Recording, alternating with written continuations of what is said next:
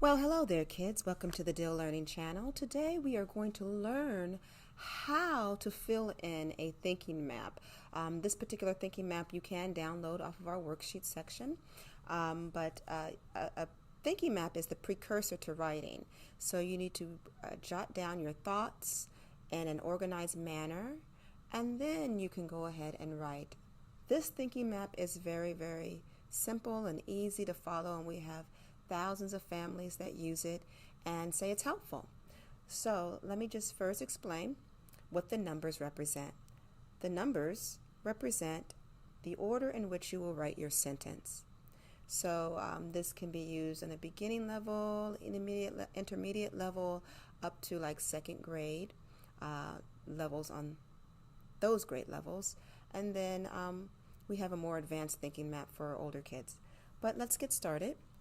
We will first describe what number one. This is the first thing you will write on your paper, and this is like a guide. It says you write your topic here. So let's say our topic is pumpkins. Pumpkins.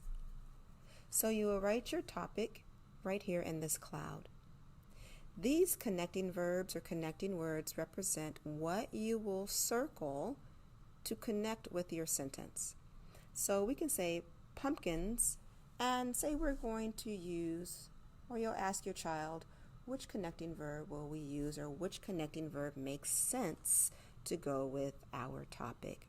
Our topic is plural, so you will not be able to use all of these connecting verbs. There are only a select few that you can use, because some of them you can use with a singular, or some of them you can use with a plural word. Well, this is a plural word, pumpkins. So we are going to choose are. So we can say pumpkins are, and then you'll say, okay, little one, or Johnny, or whoever your child's name is, can you think of anything that you know about pumpkins? What do you know about pumpkins? Pumpkins are, and you can guide them. Pumpkins are, and they'll say orange, mommy, or orange, daddy. So you'll write orange. Now the great thing about the thinking map is I like to color code the thinking map. So let's go ahead and take another color.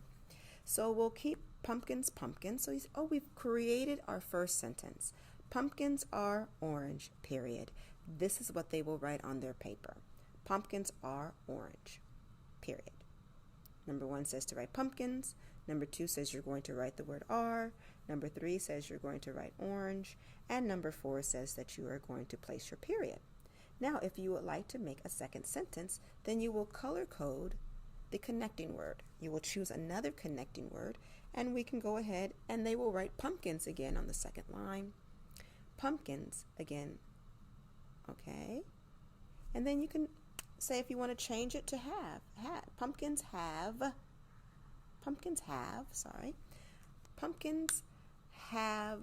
stems.